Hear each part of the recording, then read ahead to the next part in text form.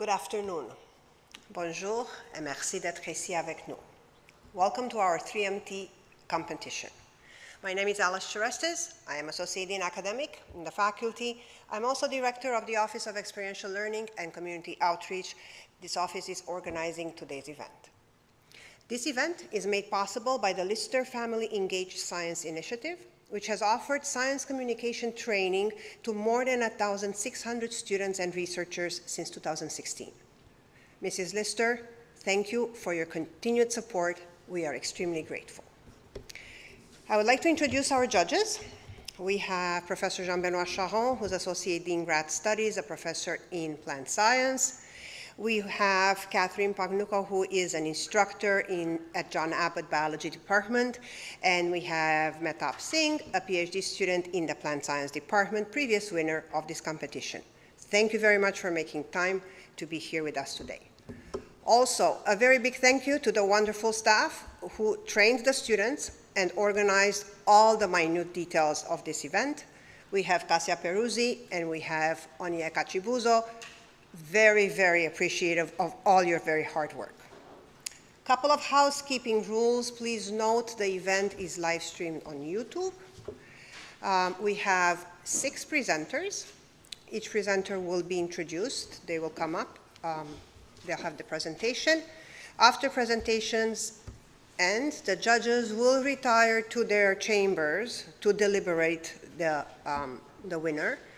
We will open the poll for the People's Choice Award, and we will have a Q&A session with our contestants to delve deeper into their research. At the end, we'll announce the winners, and we will have a photo-op minute, and then we'll say goodnight. Thank you very much, and without further ado, we will invite, not yet, we will have our land acknowledgement slide first.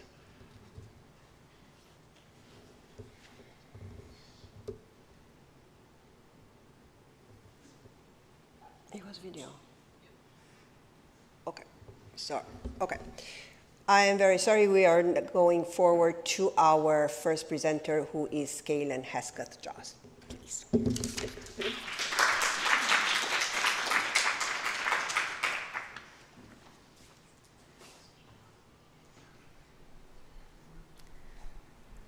Raise your hand if you've ever been to the beach, gone fishing, taken a cruise, or even ordered something that's shipped overseas. Most of us, if not all.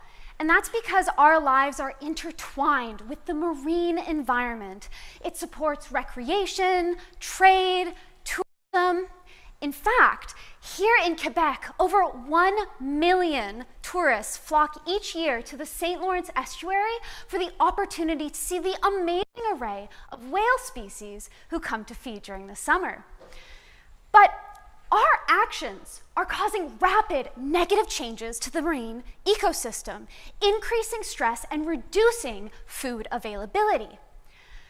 This September, I interned at Meriscope Marine Research Station in Port-Neuf-sur-Mer to study how our activities are impacting the health of these magnificent creatures and how it might be possible to sustainably coexist with them into the future.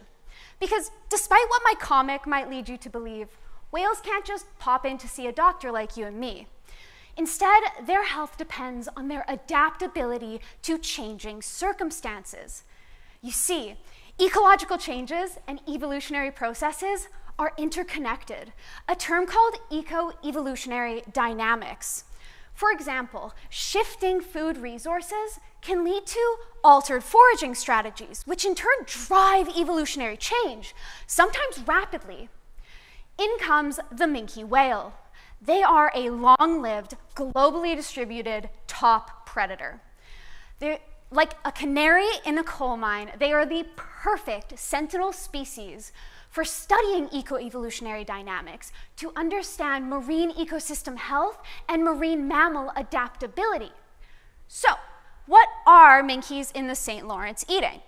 How are they connected to other populations across the North Atlantic? And in which ways do their feeding strategies differ between these isolated populations? To investigate these questions, I'll be using innovative methods of measuring dietary chemical tracers in biopsy samples collected from minkies throughout the North Atlantic. These tracers accumulate through the food web as they pass from consumer to consumer, reflecting the very environment that minkies are feeding in, a literal you are what you eat situation.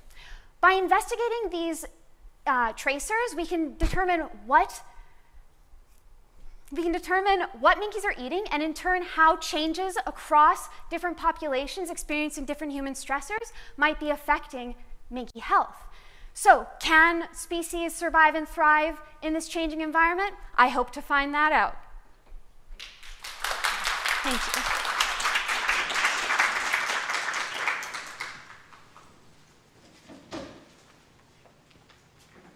Our next presenter is Lamha Kumar.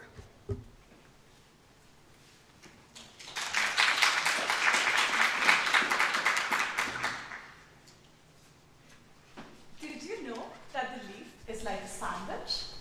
If you sliced a leaf and looked at it under the microscope, you'd see a sandwich. The top and bottom crusts are the thin protective layers called the epidermis, and the middle filling is the mesophyll, the green food-making tissue that feeds the world. For a long time, scientists believed that the mesophyll has no role in providing the leaf's strength. We believed that the leaf's strength came from other parts. But in engineering, sandwich structures do something remarkable. They make objects strong and light. The tough outer coverings absorb bending forces, whereas the soft inner core spreads out stress and prevents cracking. This principle makes airplane wings, spacecraft hulls, and even bridges strong and light. So if nature built the leaf with the same sandwich structure, could the mesophyll, the tissue that feeds the world, also help the leaf endure wind, rain, and other forces of nature? Previous studies have shown that leaves with small, tightly packed mesophyll cells, like evergreen trees, are stronger.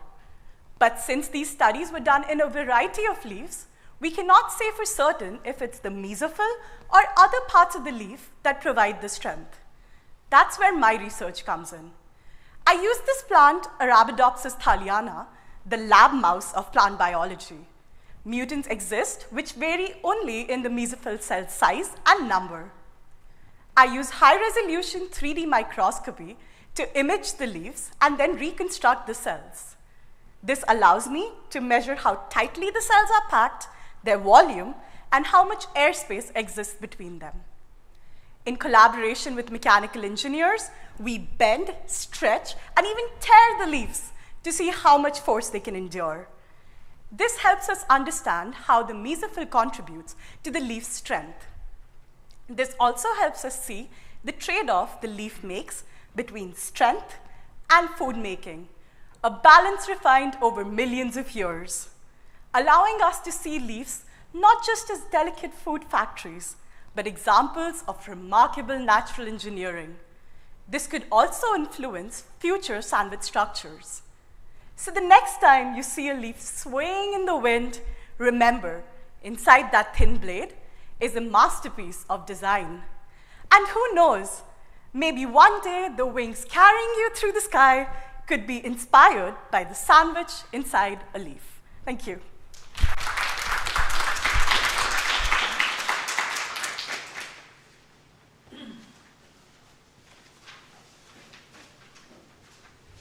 Our next presenter is Kiki Lee.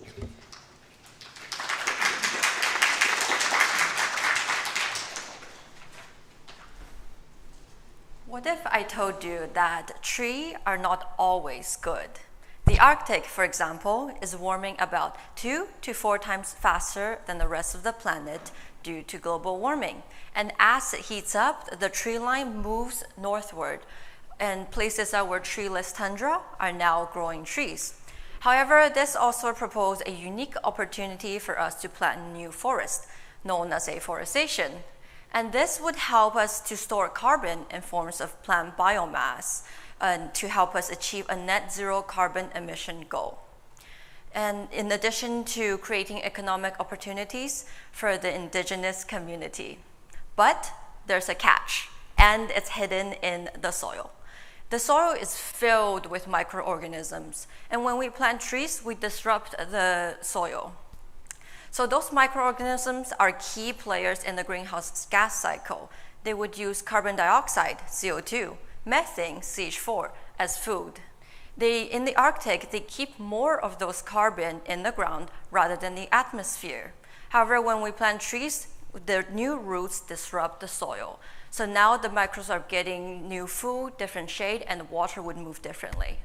However, we don't know what happens to the greenhouse gas flux, meaning how much of the CO2 or CH4 is coming in and out of the soil. Would it be reduced or would it be increased? We don't know.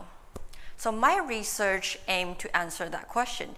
To do that, I went to Inuvik, Northwest Territory, where the current tree line is. And while I was there, I divided the area into 3 sites. So I have my tree line, and my tundra. Within each site, I took a gas analyzer and measured real-time gas flux of the CO2 and CH4. We found that in both tree and tree line, CO2 has been produced more depending on the year, while in the tundra, the CH4 has been consistently used or sequestered more. And this suggests that perhaps planting trees may not be the best idea or turning a tundra into a forest, since we know that methane is about 80 times stronger at trapping heat in the atmosphere than carbon dioxide. So by understanding how soil microbes react when forests expand into tundra, we can better assess the feasibility of Arctic afforestation, and we can predict what the outcome would be of this expanding tree line. Now I hope everyone understands why trees are great, but not everywhere. Thank you.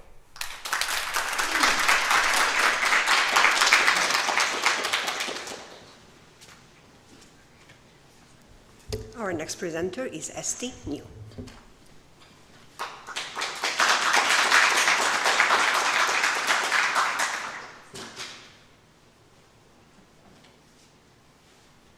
February 15, 2022 was the first time I walked into a colonoscopy room. There was a patient, a doctor, nurses, and then me, the food scientist. Seeing the patient go through the painful process of having a 6-foot-long hose put through their butthole, I barely knew what I was doing there since it's just the beginning of my work. But seeing them in pain and still willing to spend that extra few minutes just to give me their biopsies, just for the sake of advancing science, this has been driving my determination to doing my current research. Intestinal bowel disease, IBD, as its name suggests, is when one's intestine becomes chronically inflamed, like a volcano erupting in your gut. This happens when one's immune system in the intestine decides to attack itself, which leaves scars, ulcers, and pain that just doesn't go away. You might have heard of IBS, or irritable bowel syndrome. It causes discomfort, abdominal pain, but it just doesn't cause such damage. And for millions living with intestinal bowel disease, every day could feel like it's playing with fire. As a food scientist, I really wanted to understand how can something 100,000 times smaller than a single grain of rice, which are the nanomaterials in our food, could be affecting these patients. I've been working with titanium dioxide since my undergrad, which is a white food pigment that's already banned in the European Union, but still widely used here in North America, in your M&Ms, in your icing donut. And based on the current scientific consensus, it's considered safe in small amounts. But my question here is, are their effects the same in individuals with an already inflamed gut? To understand this, I use organoids, which are donut-shaped like cells that are derived from these patients during their colonoscopy. And in these cells, I've seen that these tiny particles actually stresses them more, which might fuel more inflammation. My goal as a food scientist isn't here to tell you to not eat your M&Ms or that you can't enjoy an icing donut. My goal as a food scientist is to understand how these tiny particles actually interact with the most sensitive tissues, especially when they are on fire. Because when we understand them at the nanoscale, we can design safer, better foods, one that heals instead of harm. Thank you.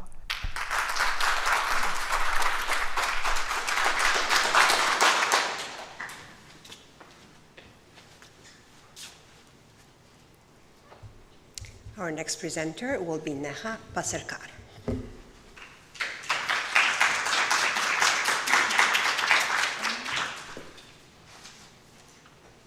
Imagine opening your kitchen cupboard and finding one humble ingredient that feeds families across the continent. That ingredient is common bean. Last year, the world alone has consumed about 30 million tons of bean. And they have been an important part of the protein, carbohydrates, and the fibers. But they are becoming even more tougher. And this toughness is the Sclerotinia sclerotirum, a fungus that infect about 400 different types of plant species and ruins about 80% of the bean field. So here comes the secret. What is making these beans more tougher than the others? Why are some beans, they fight stronger while others lose their battle? So here comes my research. I'm using genetic approach, a genome-wide association studies, or called as the GWAS, in which I will be scanning the hundreds of different varieties of bean and pinpoint the candidate gene which is responsible for resistance.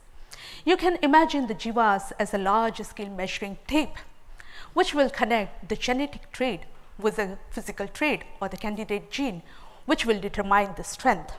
So far, I have screened about 200 different types of bean varieties and the differences are striking. Some are stronger while others are very much losing their battle. So it's very interesting to find what's make it tougher. So in this condition, you can say that as the carbon dioxide level rises, it is also worsening the situation. And this carbon dioxide level, it will be really interesting to see what makes the bean pathogen interaction tougher. So in short, I am understanding what is making the beans tougher and understanding the mechanism behind it so that it can feed you reliably generation after generation, no matter what the climatic conditions throw the challenges to the beans. Thank you.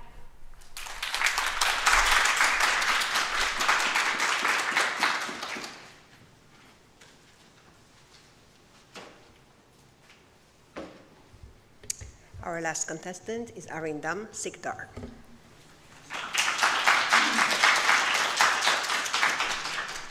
Hi everyone. So why AI matters in horticultural innovations? That is my topic. So how many of you went to the berry field with your grandparents for berry picking? And this is lingonberries. This is one of the cherished fruit with like indigenous peoples and northern cultures. So indigenous people use these berries for medicine and also food. It can reduce cardiovascular risk, as well as it also help to reduce like menstrual irregularities. So here we implemented AI to predict berries and flowers and also shoot in the growth level. So for the farmers, now you can think like a farmer. If farmer have these tools, farmer can spend more time with their families and farmer can like do passive income and don't need to worry.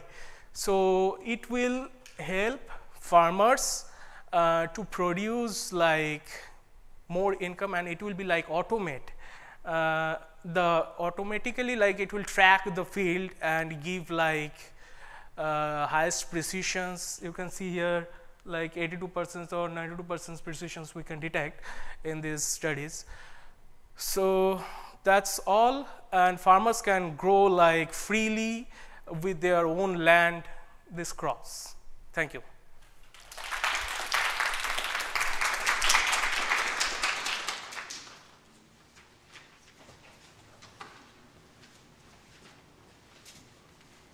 So the vote for People's Choice is now open.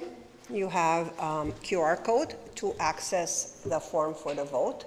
Our judges will deliberate in a different room, and we will open the floor to a Q&A session. I will have a mic, but first we would like to put the chairs in the front, or contestants can sit in the front in a panel. No? Or, no. Stand in front.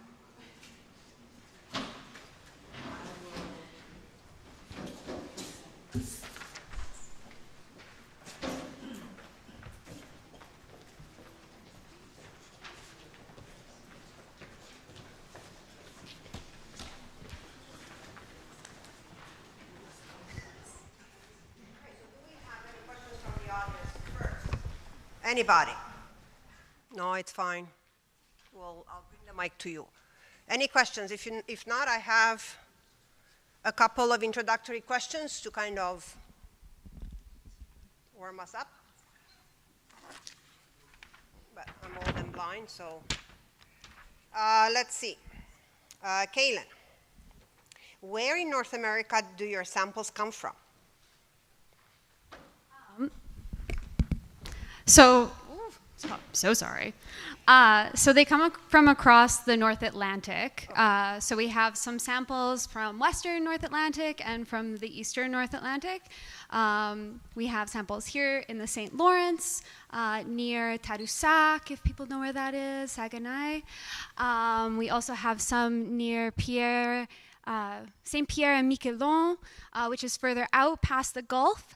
And then looking further out eastward, we've got some over near Greenland, as well as further east over near Norway. So we've got a good spread of samples to try to figure out how these minkies are all connected and how their feeding behaviors differ. Thank you. Anybody for the audience, or I can move ahead with another question? Oh, I know you. Lamha, what is the significance of your study and how can it be applied within and outside plant biology? Thank you so much. So I think the main significance is understanding why leaves are strong.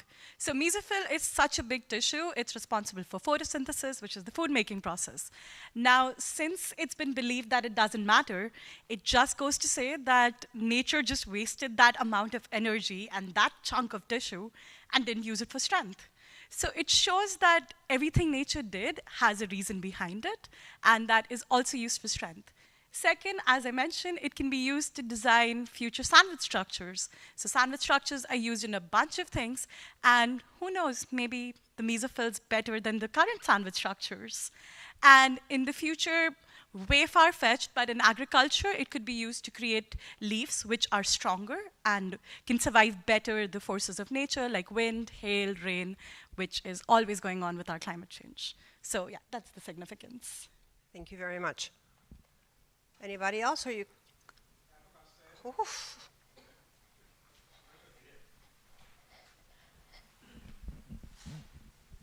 My question is for Estee. Yes. So I wanted to know if nanoparticles are the cause of irritable bowel syndrome or IBS, IBD. IBS is the one that doesn't cause such damage. Whoa, that's yeah, cool. So there's a huge consensus in the media or anything about leaky gut syndrome. But in IBS, where some people actually self-diagnose, they have irritable bowel syndrome, but there isn't a leaky gut thing that's happening in your intestine. In opposite, intestinal bowel disease, it's the legit leaky gut syndrome. And to answer your question, if nanoparticles causes intestinal bowel disease, no, there isn't like essentially a one-size-fits-all thing that say, hey, this causes this. It's a combination of like genetic factors, environmental factors, and stuff like that that actually could lead to disease progression. And my research is more trying to show if people with an already leaky gut, if these nanoparticles actually enhance the inflammation of the intestine instead of putting it in association with disease progression. Thank you so much. Of course. Anything else? Yes, please. So my question is for Arindam. Yes. Yeah, I don't belong here. I'm a physicist and a computer scientist. So my question is probably not very, useful for most people. But can you explain your model architecture? Like, do you use some sort of ResNet or UNet, or what model are you using for the? For model architecture, we use like attention-centric model. Okay. And we also like compare with other models, like CNN-based models, like YOLO 8. We compared with YOLO 8, YOLO 9, and then we found that YOLO 12, like that is one giving the best results. So you're using YOLO in your yes, we program. are using like YOLO, and also we are combining with different models, and then we can see which one is best. So just so I understand correctly, that when you're using YOLO, you're zoning the correct part of the image to process, right? Or yes, like we customize all data. So Yeah. we collected data like through, like this one. This one is collected through like mobile. Yeah. And we can also, now currently we are using drone. Okay. So we can track the images in different ways, or automotive dog, we have robotic dogs. So we can collect those data, and then we have to process it, and then we have to run the model.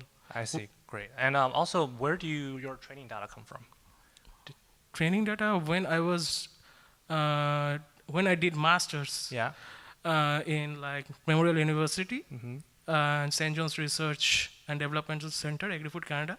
So I work over there in my master's. It was thesis-based master's. So I grow the plant, like from the mother plant, I extract like leaf culture and like in vitro I grow through micropropagations, grow the plants, then I check like epigenetic variations are over there and are not. Then which we saw that, okay, leaf culture plants giving more yield. So everything happened indoor. So that's the thing, like later we implemented AI model.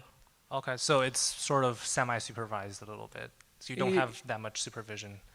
No, it's supervised. Okay, so it's the training data is collected from your previous research. Okay. And it's a collaboration between previous and McGill Bioresources. Okay, great. Thank you. Yeah, no problem. Thank you very much. Anyone else? No, yes.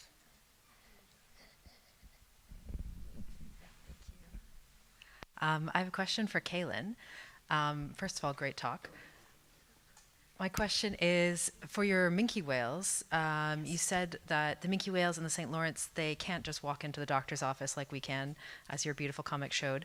But if the minke whales could just walk into the doctor's office, what kind of issues do you think they would be going in for, given the current environmental conditions in the St. Lawrence? That is a fantastic question. One of the biggest issues in the St. Lawrence is, as many might already know, contaminants.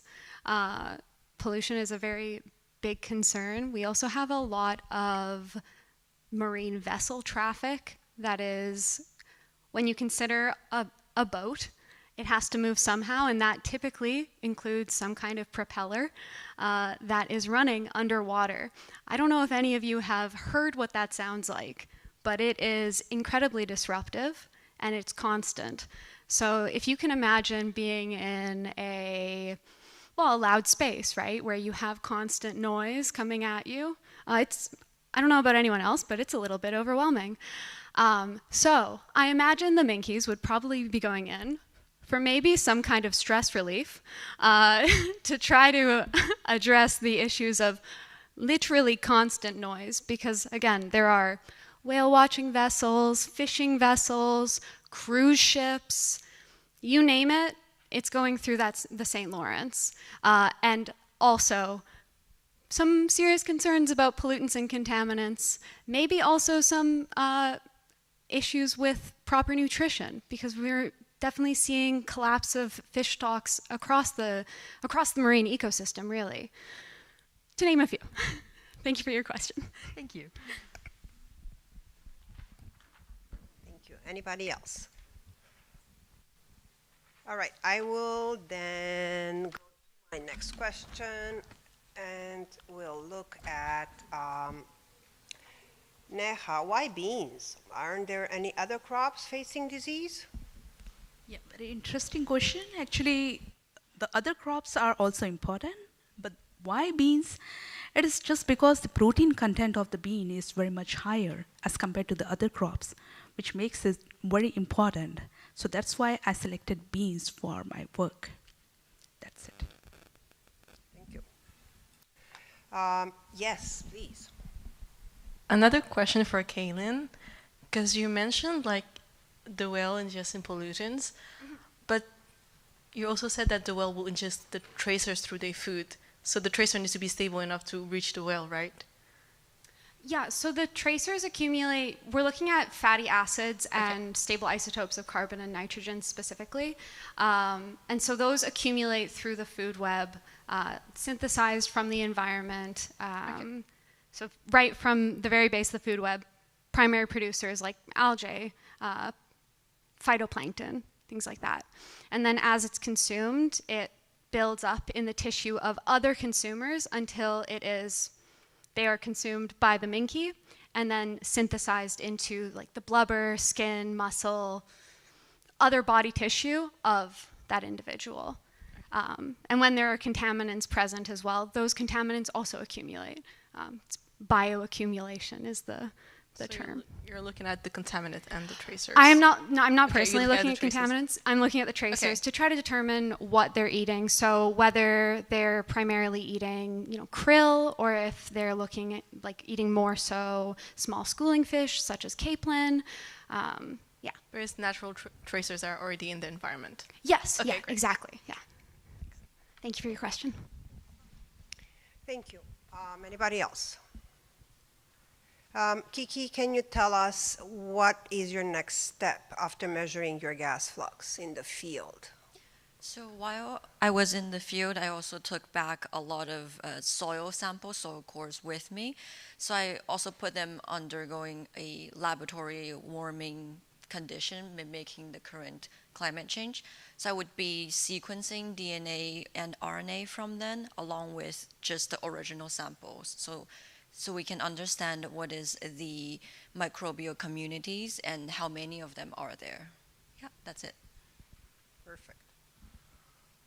Yes, no? I have a shy crowd. Mr. Shebley, do you have any questions?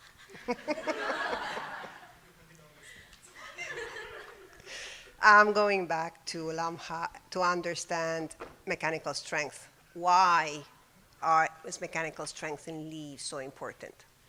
So, thank you for the question. Sorry. So, leaves are what feed us. We wouldn't have any food, we wouldn't have any oxygen, and I don't know about you, but I love my food. And more importantly, I like breathing. So, leaves are also sessile creatures. When there is rain, we can run in and take shelter, but plants can't. Plants need to stay there.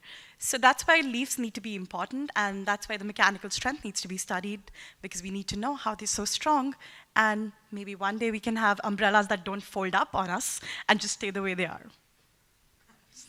Well, yes, that's very important. Anybody? No? Yes. Question for SD. So you mentioned about your research about food additives, especially like white pigments, right? Titanium dioxide.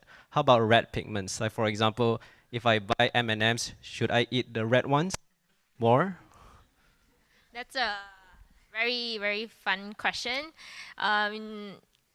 You should or shouldn't. I mean, essentially, as I mentioned, it's safe, considered safe in small amounts, unless you're eating a whole kilogram of M&Ms in a day, then that's very alarming. Some fun experiments we did in our lab, it's trying to see or find the concentrations of titanium in each M&Ms, we found that, not to stop you from eating yellow M&Ms, but yellow M&Ms has the highest concentration of titanium. Why?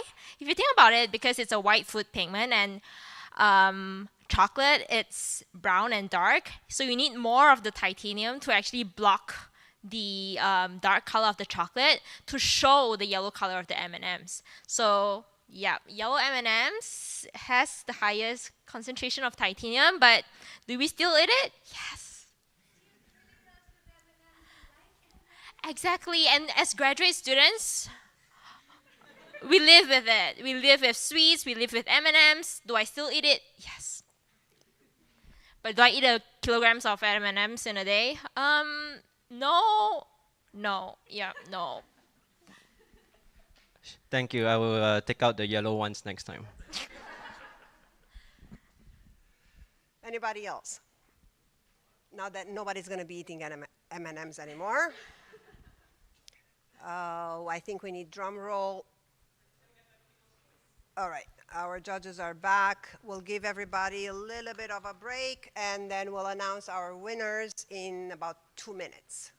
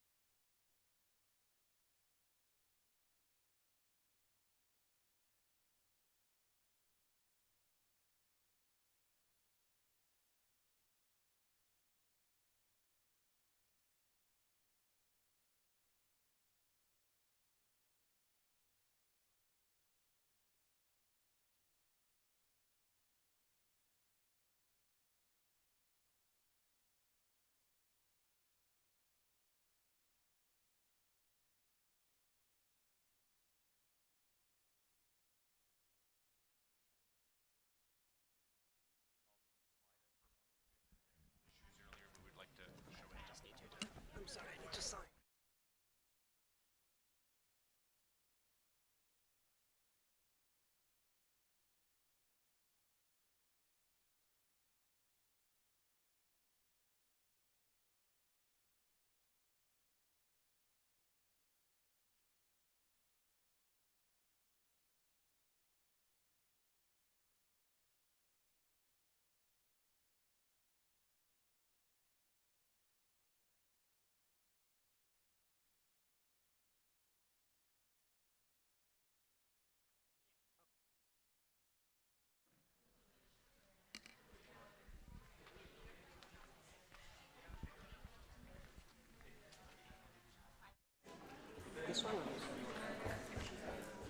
So while we deliberate and wait, we will put up our land acknowledgement slide for you to read. We had technical difficulties at the beginning, so please take a second to read the land acknowledgement slide, and then we will move to announcing the winners.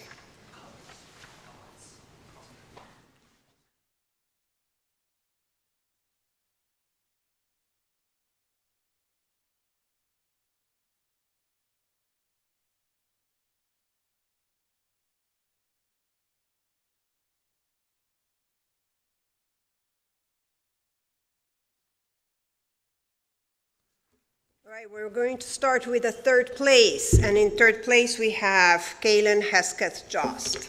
Please come up.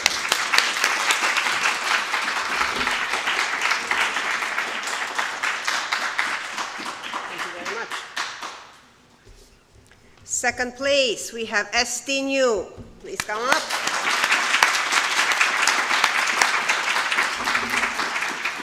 Congratulations. Thank you very much.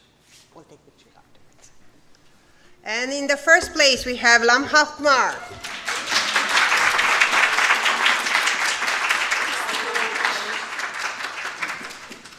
And for the People's Choice Award, we have Kiki Lee.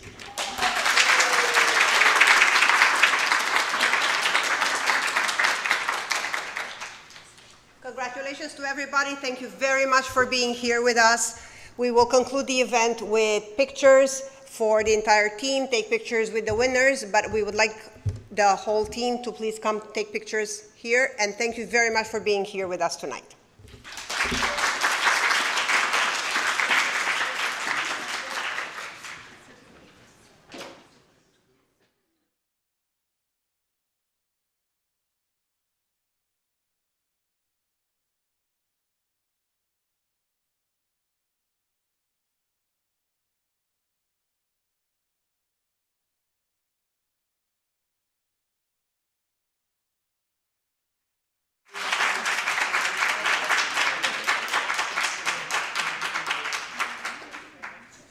Thank you.